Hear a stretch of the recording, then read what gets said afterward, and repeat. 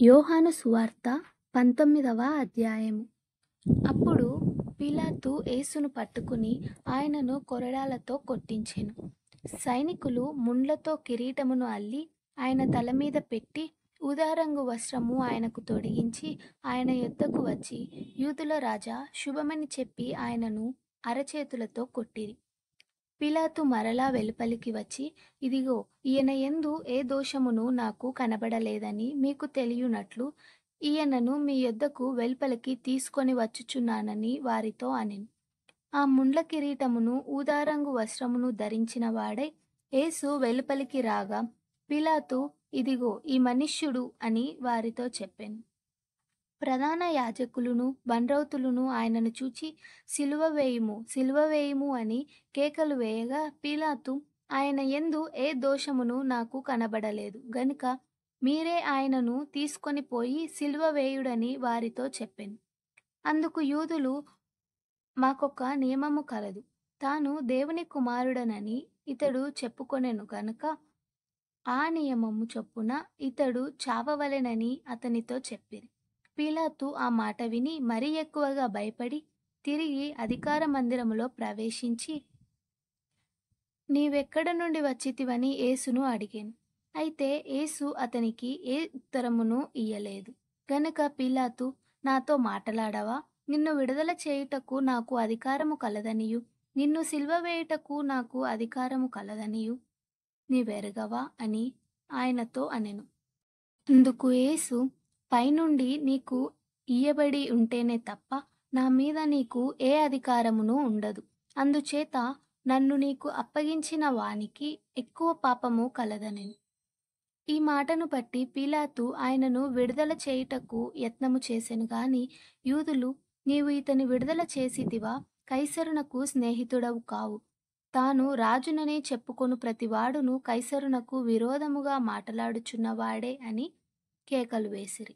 పిలాతు ఈ మాటలు విని యేసును బయటికి తీసుకొని వచ్చి రాళ్ళు పరిచిన స్థలమందు న్యాయపీఠము మీద కూర్చుండెను.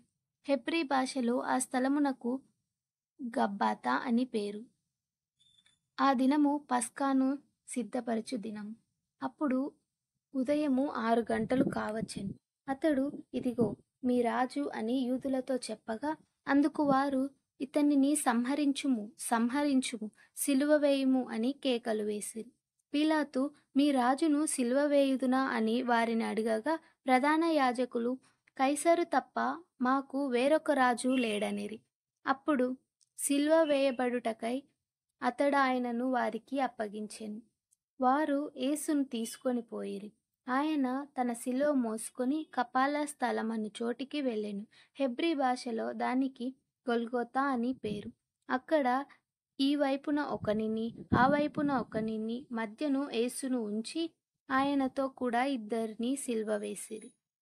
మరియు పిలాతు యూదుల రాజైన నజరేయుడగు యేసు అను పై విలాసము రాయించి సిలువ మీద పెట్టించెను. యేసు సిలువ వేయబడిన స్థలము పట్టణమునకు సమీపమై ఉండెను. అది హెబ్రీ, గ్రీకు, రోమా భాషలో వ్రాయబడెను గనుక యూదులలో అనేకులు దానిని చదివిరి. నేను యూదుల రాజునని వాడు చెప్పినట్లు వ్రాయము, కాని యూదుల రాజు అని వ్రాయవద్దని యూదులు ప్రధాన యాజకులు పిలాతుతో చెప్పగా, పిలాతు, నేను వ్రాసినదేమో రాసితినెను. సైనికులు యేసును సిలువ వేసిన తరువాత ఆయన వస్త్రము తీసుకొని ఒక్కొక్క సైనికునికి ఒక్కొక్క భాగము వచ్చినట్లు వాటిని 4 భాగములు చేసిరి.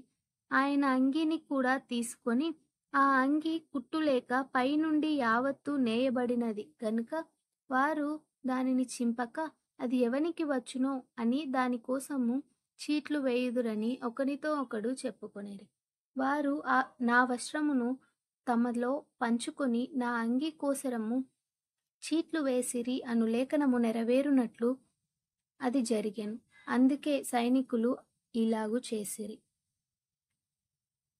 ఆయన తల్లియు ఆయన తల్లి సహోదరియు క్లోపా భార్య అయిన మరియయు మగ్దలేనే మరియయును యేసు సిలువ యొద్ద నిలిచియుండిరి. యేసు తన తల్లియు తాను ప్రేమించిన శిష్యుడును దగ్గర నిలిచుండుట చూచి, అమ్మా, ఇదిగో నీ కుమారుడు అని తన తల్లితో చెప్పెను. తరువాత శిష్యుని చూచి, ఇదిగో నీ తల్లి అని చెప్పెను. ఆ గడియ నుండి ఆ శిష్యుడు ఆమెను తన ఇంట చేర్చుకొనెను. అటు తరువాత సమస్తమును అప్పటికి సమాప్తమైనదని యేసు ఎరిగి, లేఖనము నెరవేరునట్లు నేను దప్పిగొనుచున్నాననెను. చిరకతో నిండియున్న ఒక పాత్ర అక్కడ పెట్టియుండెను గనుక వారు ఒక స్పాంజి చిరకతో నింపి హిస్సోపు పుడకకు తగిలించి ఆయన నోటికి అందించిరి. యేసు ఆ చిరక పుచ్చుకొని సమాప్తమైనదని చెప్పి తల వంచి ఆత్మను అప్పగించెను. ఆ దినము సిద్ధపరచు దినము. మరుసటి విశ్రాంతి దినము మహాదినము గనుక ఆ దేహములు విశ్రాంతి దినమున శిల్వ మీద ఉండకుండునట్లు వారి కాళ్ళు విరగ్గొట్టించి వారిని తీసివేయించుమని యూదులు పీలాతును అడిగిరి. కాబట్టి సైనికులు వచ్చి ఆయనతో కూడా సిల్వ వేయబడిన మొదటివాని కాలును రెండవ వాని కాలును ఇరగగొట్టిరి. వారు యేసు యొద్దకు వచ్చి అంతకు ముందే ఆయన మృతి పొంది యుండుట చూచి ఆయన కాళ్ళు విరగ్గొట్టలేదు గాని సైనికులలో ఒకడు ఈటెతో ఆయన ప్రక్కను పొడిచెను. వెంటనే రక్తమును నీళ్లును కారెను. ఇది చూచినవాడు సాక్ష్యమిచ్చుచున్నాడు. అతని సాక్ష్యము సత్యమే. మీరు నమ్మునట్లు అతడు సత్యము చెప్పుచున్నాడని ఆయన ఎరుగును. అతని ఎముకలలో ఒక్కటైనను విరవబడదు అను లేఖనము నెరవేరునట్లు ఇవి జరిగెను. మరియు తాము పొడిచిన వాని తట్టు చూతురు అని మరి ఒక లేఖనము చెప్పుచున్నది. అటు తరువాత యూదుల భయము వలన రహస్యముగా యేసు శిష్యుడైన అరిమతయి యోసేపు తాను యేసు దేహమును తీసుకొని పోవుటకు పీలాతు నొద్ద సెలవడిగెను. పీలాతు సెలవిచ్చెను గనుక అతడు వచ్చి యేసు దేహమును తీసుకొని పోయాను. మొదట రాత్రివేళ ఆయన యొద్దకు వచ్చిన నికోదేము కూడా బోలముతో కలిపిన అగరు రమారమి 150 సేర్ల ఎత్తు తెచ్చాను. అంతటా వారు యేసు దేహమును ఎత్తుకొని వచ్చి యూదులు పాతిపెట్టు మర్యాద చొప్పున ఆ సుగంధ ద్రవ్యములు దానికి పూసి నారబట్టలు చుట్టిరి.